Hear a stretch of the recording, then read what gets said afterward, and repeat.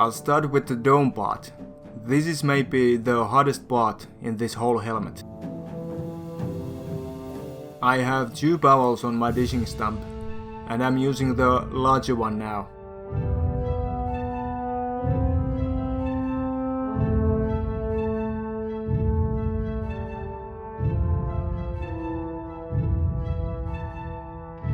Notice that I'm using a smaller bowl now. It worked out much better than the larger one, since you can work on a smaller area. The problem with the large bowl is that the whole piece tends to bend, and it makes it difficult to work on a certain area.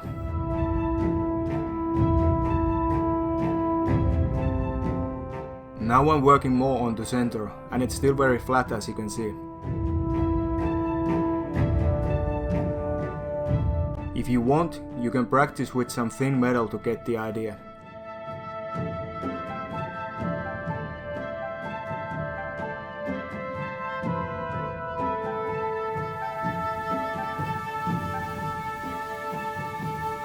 Now that both parts are symmetrical, it's time to planish them.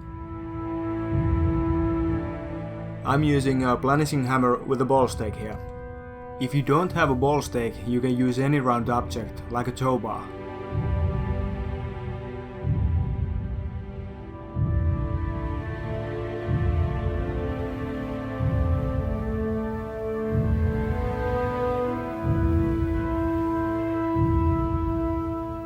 It still needs some work, but you can already see the difference here.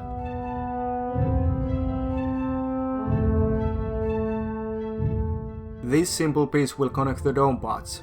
I'm adding some decoration to it with a Dremel tool, and as you see, I'm using a steel piece to make those lines.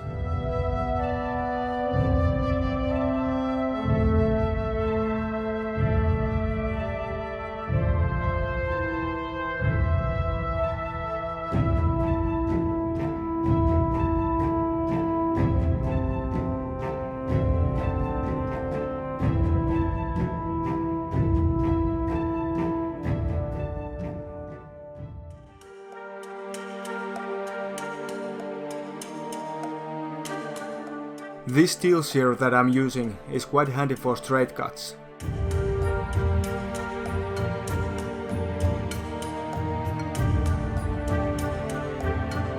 And with the jigsaw, you can cut the rest.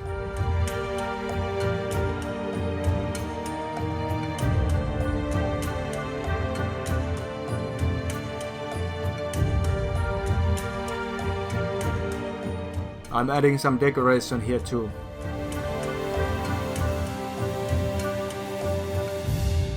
Now they need to be bent to match the dome part. That's an exhaustion pipe I'm using.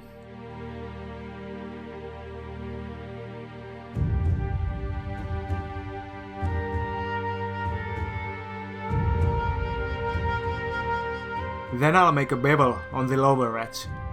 It not just makes it look better, but it also makes it stronger. Just make sure they match with the dome part before you make the bevel. It's almost impossible to bend them after you make the bevel.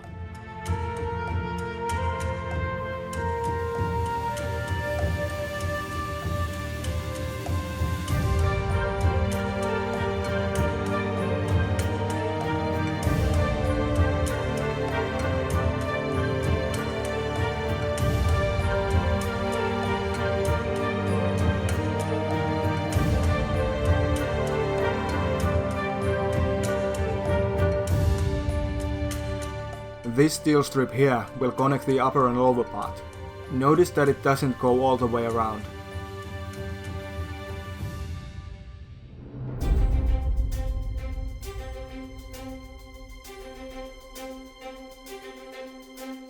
That backplate is a very simple piece. Just make holes for the ears. Then I made a template for the neck guard. Notice that you have to bend it like the final piece to get the shape right. That extra line there is for the bevel that I use to attach it to the previous part.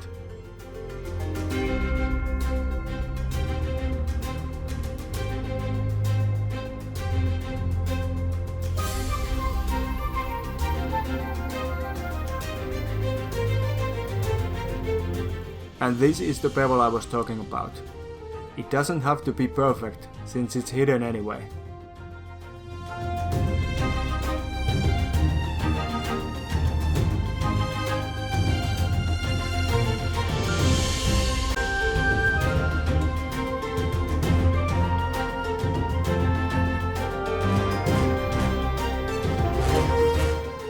I took a few measurements here and copied them on the steel. The important thing here are those attachment parts.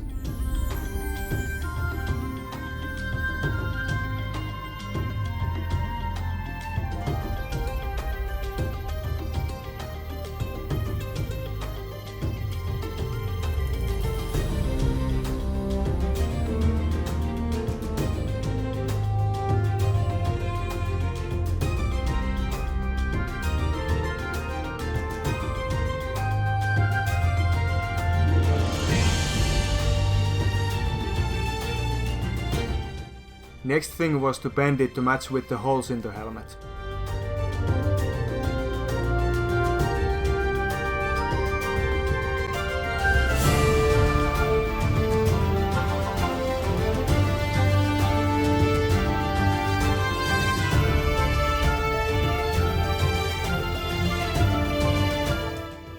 Then I bent the attachment parts.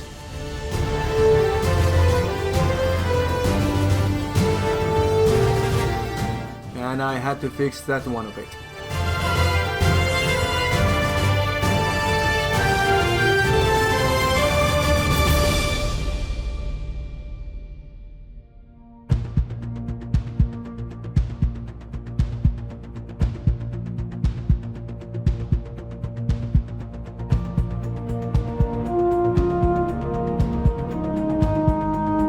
For the skull plate, I'll use these punches and a piece of foam rubber.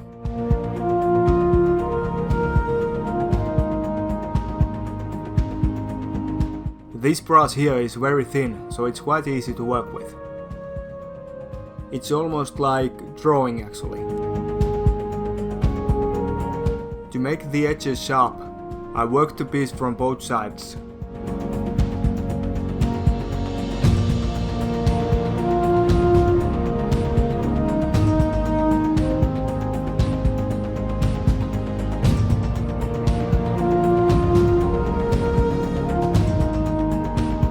Then I added all the details. The idea here is quite simple.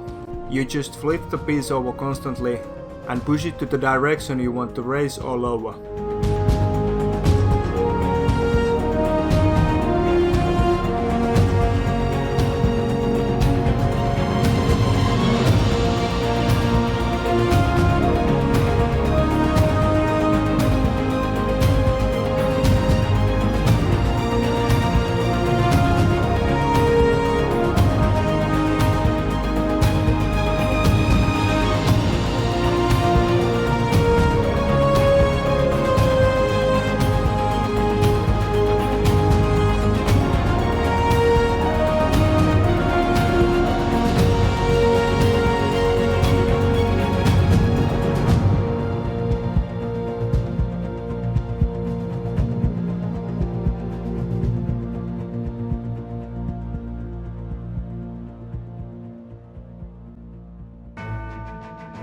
To fill all the empty space, I added some flames since I couldn't think of anything more original.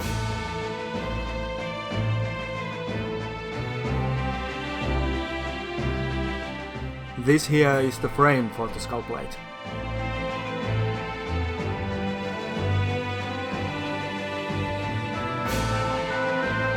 Then I made all these decorative brass parts. Nothing special here really. Just remember that brass is quite soft, so try to avoid any dents.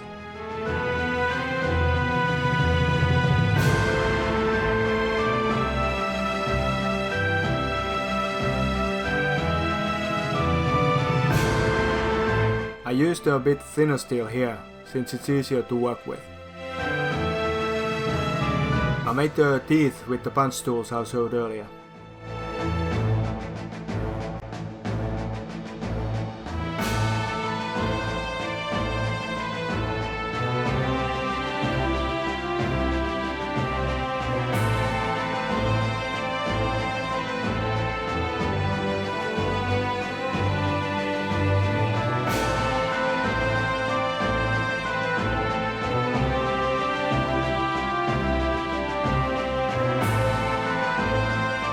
To add more detail, I filed small gaps between the teeth.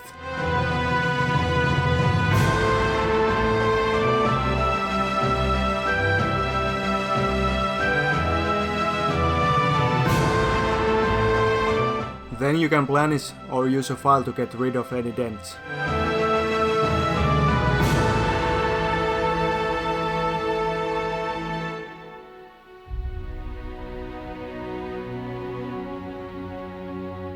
And this here is the nose part, a very simple piece.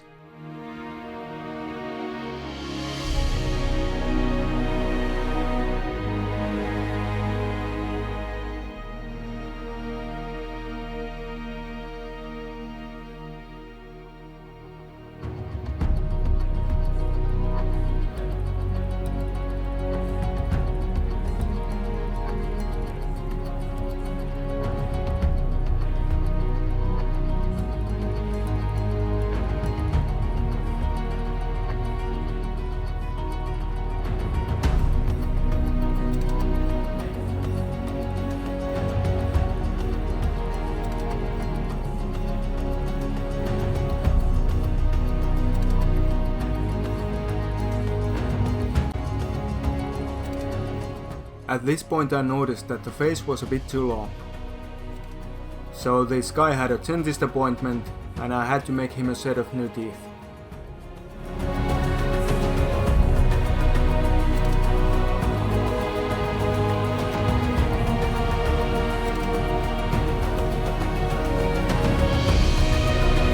For polishing I used these lamella discs.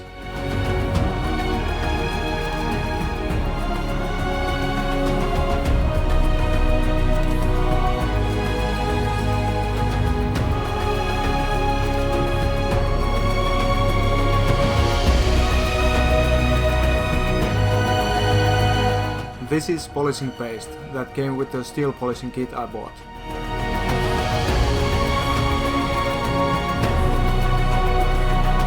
Then I used a felt disc with the paste.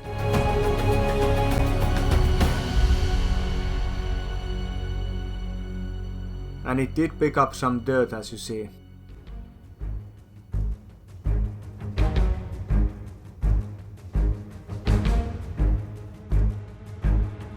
I've made some shiny helmets before and I wanted to try something different this time. So I decided to heat blue this one. It's quite simple process really. Just keep the flame moving and observe the color as you heat it. And remember, you can always practice with some leftover steel if you want.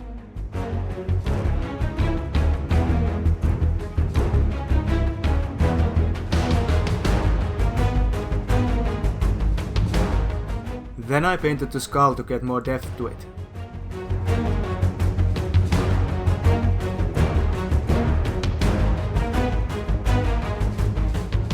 And painted the whole face part, and added some details to make it look more dirty.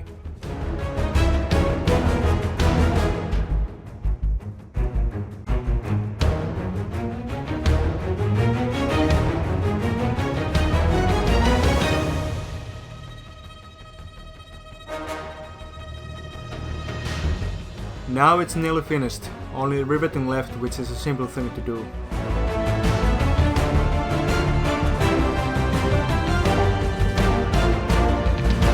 The only tricky part is the dome part as seen here. I would need a special hammer to reach those rivets, but since I don't have one yet, I used a steel rod with a round head. Since the brass here is very soft, I added some sealant behind the skull to make it a bit sturdier.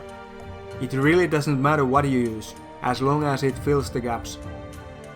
I made the padding from foam rubber.